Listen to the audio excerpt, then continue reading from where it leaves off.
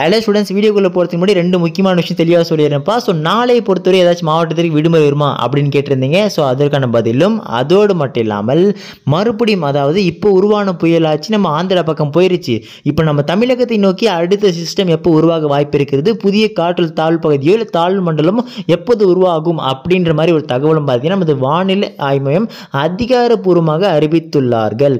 So அது தொடர்பான முழு தகவலும் பார்த்தேன்ப்பா. ஸோ இதை லாஸ்ட் வீடியோ இருக்கும் ஃபுல்லாக பார்த்துட்டு போயிருங்க. அதுக்கு முன்னாடி நீங்கள் இப்போ நம்ம சேனல் ஃபஸ்ட் டைம் பார்க்குறீங்க, ஒவ்வொருத்தரும் சப்ஸ்கிரைப் பண்ணுறீங்க. இது போன்ற அப்டேட்ஸ் டக்குன்னு தெரிஞ்சுக்கலாம்.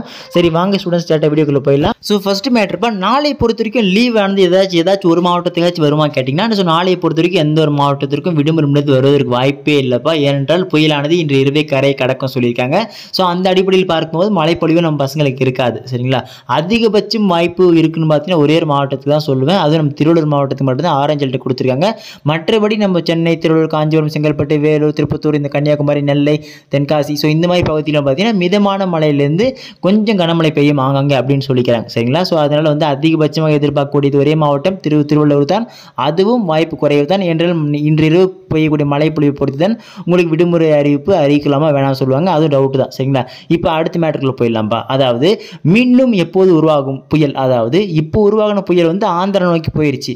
நம்ம தமிழகத்தை நோக்கி எப்போ ஒரு புயலானது உருவாகும், ஒரு புதிய காற்றழுத்த தாழ் பகுதியோ இல்லை புதிய சிஸ்டமோ எப்போ காணலாம் அப்படின்ற கேள்விக்கு நமது வானிலை ஆய்வு கொடுத்த பதில் என்னன்னு பார்த்தீங்கன்னா, நவம்பர் டு டிசம்பர், அந்த மிடில் நவம்பர் டு டிசம்பர் இந்த 2 மாத இடையில் உங்களுக்கு ஒரு புதிய சிஸ்டமானது உருவாக வாய்ப்பு இருக்கிறது. அதுவும் ஒன்றில்ப்பா, கிட்டத்தட்ட 2 to 3 எதிர்பார்க்கலாம் அப்படின்ற சொல்லிக்கிறாங்க.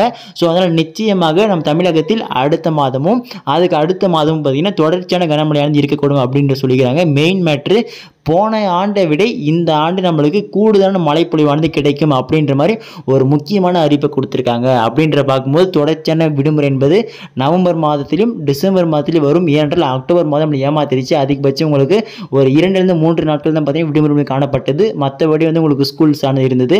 அதோடு மட்டும் இல்லாமல் இன்றைக்கெல்லாம் பார்த்தீங்கன்னா நம்மளுக்கு சென்னை, திருவள்ளூர், காஞ்சிபுரம், செங்கல்பட்டு விட வேண்டிய மாவட்டங்கள், ஆனால் சென்னை, திருவள்ளூர் மட்டும் தான் லீவே விட்டாங்க. சரிங்களா? காஞ்சிபுரம், செங்கல்பட்டு கன்ஃபார்ம் விட்டுருந்துக்கணும், ஆனால் விடவில்லை. ஸோ கவலைப்படாதீங்க. நவம்பர் டிசம்பரில் கன்ஃபார்ம் ஒரு பெரிய சம்பவம் இருக்கிறது அப்படின்ற மாதிரி வானிலை தொடர்ந்து அப்டேட்ஸ் கொடுத்துட்ருக்காங்கப்பா. இது தொடர்பான அப்டேட்ஸ் தான் உங்களுக்கு அடுத்த வீடியோ தொடர்ந்து கொடுக்குறேன். முக்கியமான மேட்ரு, இந்த அடுத்த மாதம் நவம்பர் மாதம் நம்ம பசங்களுக்கு செமஸ்டர் ஸ்டார்ட் ஆகுது. காலேஜ் பசங்களுக்கு, ஸ்கூல் பசங்களுக்கு செகண்ட் மிட் டர்ம் ஸ்டார்ட் ஆகிரும். சரிங்களா? ஸோ அதனால் படிக்க ஆரம்பிப்பா. அதுக்கான இம்பார்ட்டன்ட் கொஷின்ஸ் அதுக்கான எக்ஸாம்ஸ் அப்டேட்ஸ் தொடர்ந்து போட்டுன்னு இருக்கு. நான் நம்ம சேனலில் போகிறோம். ஸோ அதெல்லாம் மிஸ் பண்ணாமல் தெரிஞ்சுக்க, நீங்கள் இப்போ தான் நம்ம சேனலில் ஃபஸ்ட் டைம் பார்க்குறேன், டக்குன்னு சப்ஸ்கிரைப் பண்ணிட்டு பக்கத்துக்கு பில் பட்டன் ஆல் செட் பண்ணுறேங்க. அப்படியே டிஸ்கிரிப்ஷனில் வாட்ஸ்அப்பில் லிங்க் இருக்குது. இன்னும் யாராவது ஜாயின் பண்ணாமல் இருக்கீங்களோ போய் உடனே ஜாயின் பண்ணுங்கப்பா. ஓகே ஸ்டூடெண்ட்ஸ், அடுத்த தொடர்ந்து பார்க்கலாம்ப்பா. மிஸ் பண்ணுறாதீங்க. Tata, bye by.